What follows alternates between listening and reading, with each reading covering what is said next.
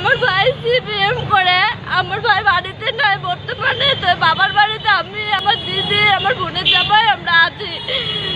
পরবর্তী পাশের বাড়ির কয়েকজন লোকে আয়া সকালে তো ঝগড়া করছে, এখন ঘরের ভিতরে ঢুকা বাচ্চা সকালে অমরেশ দাস, স্বপন দাস তারা মারধর শুরু করছে, অত্যাচার কিভাবে আমার বাচ্চার উপরে মারা আরম্ভ করছে।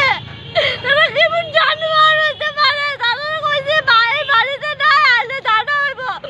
তার বউ রাখি দাস এই মহিলা তার নামা কিভাবে মারধর পুরুষ লোক হয়ে গেলে জানি কিভাবে মারধর করলো তারা।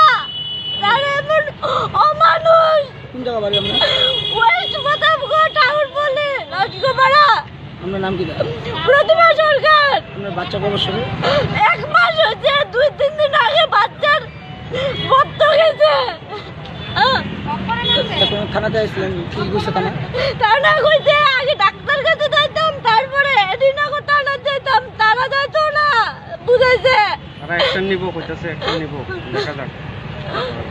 মারছে কি আপনাদের?